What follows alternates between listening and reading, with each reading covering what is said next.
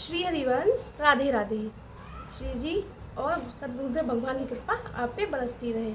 आज इस वीडियो में मैं आपको बताने वाली हूँ कि दीक्षा से पहले के हमारे क्या नियम होते हैं, हमें दीक्षा लेने से पहले क्या क्या करना चाहिए।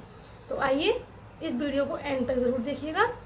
तो सबसे पहले हम केली कुंज आश्रम जाते हैं। वहाँ पे जो वहाँ महाराज जी के परकर होते हैं उनसे हम कहते हैं कि हमें दीक्षा लेनी है। तो वो आपको दीक्षा की प्रक्रिया बताते हैं कि हम कैसे कैसे दीक्षा ले सकते हैं।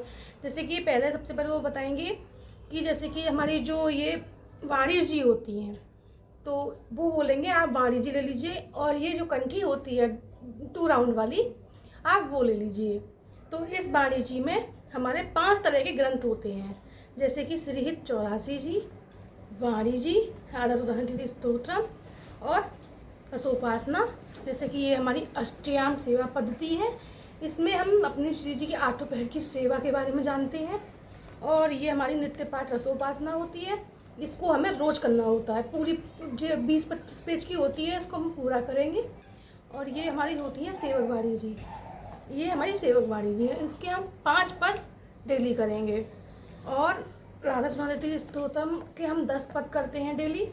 तो और ये हमारी श्रीहित 84 जी हैं, इनके हमें 12 पद डेली करने होते हैं। और गुरुदेव की आज्ञा से 11 माला राधा वल्लभ श्री हरिवंश के नाम की हमें करनी होती हैं।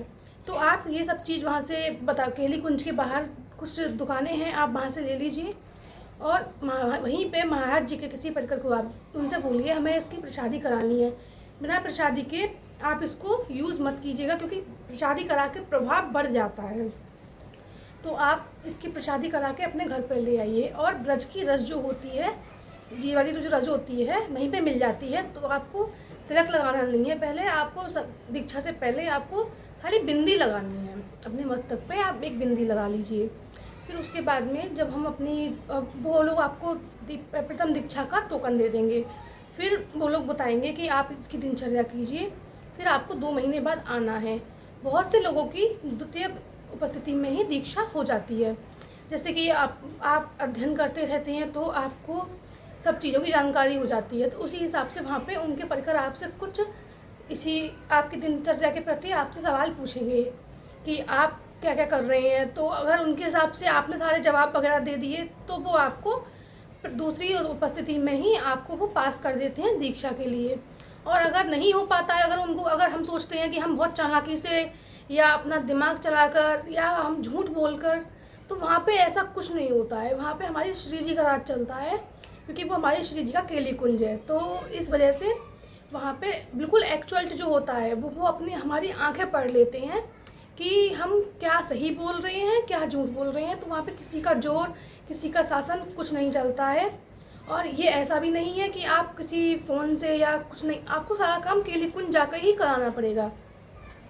इसके बाद में वो लोग हमसे सवाल वगैरह पूछते हैं। अगर उनको लगता है कि हाँ आपको द्वितीय उपस्थिति में ही आपको ज्ञान की वो हो गई है, आप श्री जी की शरणागत के लिए आप पूरे परिपक्व हो गए हैं, तो वो आपको आगे के लिए प्रोसेस कर देते हैं। अगर नहीं होता है तो वो आपको तृतीय उपस्थिति के लिए 2 महीने बाद फिर बुलाते हैं।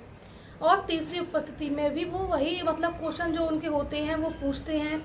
उनको लगता है कि अगर आप सही हैं तो वो आपको आगे के लिए बोल देते हैं। फिर आगे के लिए अगर हमारी दीक्षा फाइनल हो जाती है तो वहाँ पे आपका आधार कार्ड जमा होता है, आपकी एंट्री होती है, आपको डेट मिलती है 2 दिन बाद 4 दिन बाद की कि आपको जैसे कि आपको 2 तारीख को दीक्षा मिलनी है तो आपको 1 दिन पहले वहाँ पे शाम को 3 बजे बुलाया जाएगा। वहाँ पे मीटिंग होती है। तो उस मीटिंग में आपसे कुछ सवाल पूछे जाएंगे, जैसे कि अब अगर पत्नी ले रही है तो पति का जाना अनिवार्य है, और पति ले रहे हैं तो पत्नी का जाना अनिवार्य है। बिना पति पत्नी के दीक्षा नहीं होगी वहाँ पर। अगर आप सोचें कि पति ले रहे हैं तो पत्नी नहीं जाए तो वहाँ पे दीक्षा के लिए अलाउ नहीं होगा। तो इसलिए दोनों लोग साथ में जाएं। और वो लोग हम लोगों से वहाँ पे मीटिंग जब होती है तो वहाँ पे वो लोग जब हम बिंदी लगाते हैं तो उसके लिए भी मना कर देते हैं कि अगले दिन आप आएंगे।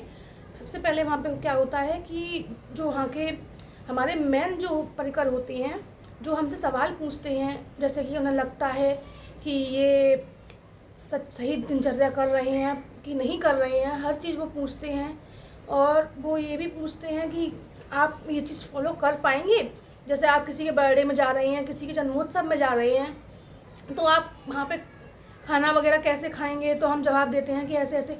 तो ऐसे नहीं, वहाँ पे कुछ नियम होते हैं, जैसे कि हमें किसी भी अपक्षित, जैसे हम मांस मदिरा लहसुन प्याज वाले पात्रों में हमें भोजन नहीं करना है, क्योंकि हम शादी वगैरह में जाते हैं, वहाँ टेंट के बर्तन होते हैं, उसमें मांस मदिरा मांस भी बन जाता है, लहसुन प्याज भी बन जाता है, तो हम उसमें भोजन नहीं कर सकते। हम किसी के बर्थडे में जा रहे हैं तब भी हम भोजन नहीं कर सकते। तो वहाँ पे मना किसी चीज़ की नहीं है कि आप जाइए, आप किसी बच्चे के बर्थडे में जा रहे हैं तो आप उसको प्यार कीजिए, उसको जो उपहार देना है वो उपहार दीजिए और श्री जी का आशीर्वाद दीजिए, उसको जो भी आप कर सकते हैं उस बच्चे के लिए आप कीजिए। लेकिन आप वहाँ पे कुछ खा पी नहीं सकते हैं अगर वहाँ पे शुद्धता नहीं है तो। सबसे पहले ये होता है।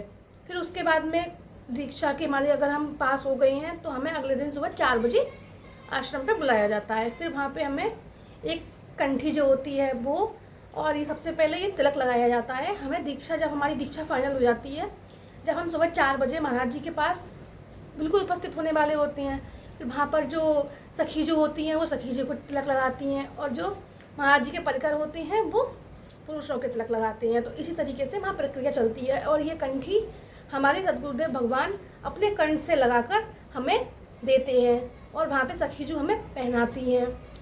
तो इसी तरीके से दिनचर्या हमारी सब चीज़ें अच्छी तरीके से हो जाती हैं।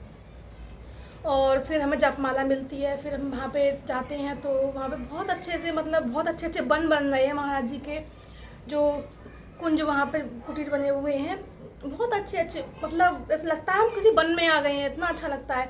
फिर वहाँ पे हमें जो 4 नियम होते हैं वो बताए जाते हैं कि आपने दीक्षा ले ली है। फिर वहाँ पे महाराज जी अपना मंत्र देते हैं, महाराज जी अपने सामने 3 बार बुलवाते हैं। फिर वहाँ से हम नीचे उतर के आते हैं तो 20 मिनट के लिए हमारे हाथ में गुरु मंत्र दे दिया जाता है कि आप इसको देखकर माला जप कीजिए, क्योंकि ये मंत्र आप किसी के सामने बोल नहीं सकते हैं, आप बोल के नहीं जप सकते हैं, आप किसी को जाहिर नहीं कर सकते कि हाँ बहुत तेज से या लिपसिंग, नहीं, ऐसे नहीं करते हैं ये मंत्र आप अंदर ही अंदर कीजिए।